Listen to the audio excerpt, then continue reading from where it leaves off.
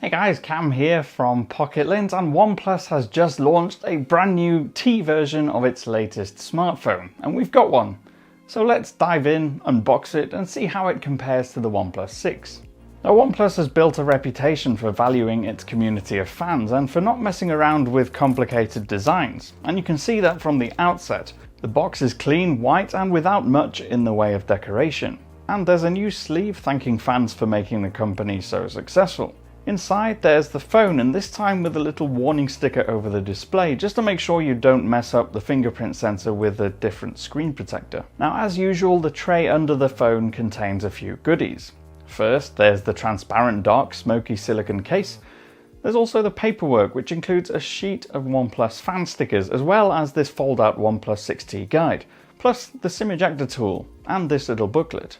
More interestingly though, there is this. Peel open the flap, and inside there's a letter written by Pete Lau, the company's CEO, to the company's fans. Another really nice touch.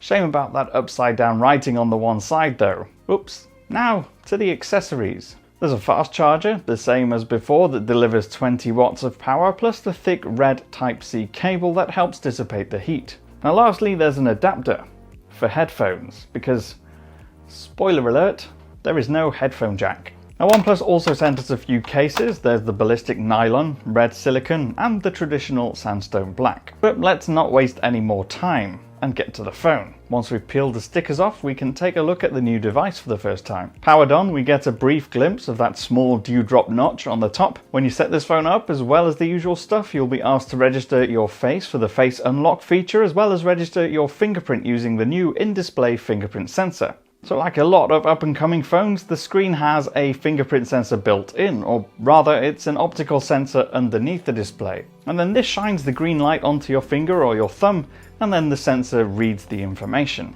When it comes to transferring old content, you can either use the standard Google backup, or actually we prefer using the OnePlus Switch app. So if you have another Android phone, scan the QR code on the screen after downloading the app, and then select what you want to copy across and start the process, and then just wait for it to finish. As for the phone, that screen is 6.41 inches, Full HD plus resolution, and takes up an impressive 86% of the front face. It's bright, colourful and sharp. The dual camera system on the back has a primary 16 megapixel sensor and a secondary 20 megapixel one. Both are f-stop 1.7, but only the main one is optically stabilized. More importantly though, there's a new processing power, and algorithms mean that there's a new nightscape mode for taking really great low light shots, plus super slow-mo up to 240 frames per second at 1080p or 480 frames per second at 720p. Inside there's the latest powerful Snapdragon 845 chip, along with either 6GB or 8GB of RAM, plus 128GB or 256GB of storage. More vitally this time though, there's a battery boost. We now have a significantly larger 3700 mAh battery compared to the 3300 mAh one on the previous model. Now onto that previous model, the OnePlus 6, design-wise there's not masses different. The dewdrop notch at the top and the slightly slimmer bottom bezel makes the screen seem a bit more immersive, and apart from the lack of fingerprint sensor, the rear design is mostly the same, but it is a little bit thicker to make room for the bigger battery. Also, the lack of a headphone jack means there's matching machined holes flanking the Type-C port, and the power button has moved down slightly. Size-wise, for comparison, it's actually not too far off the iPhone XS Max.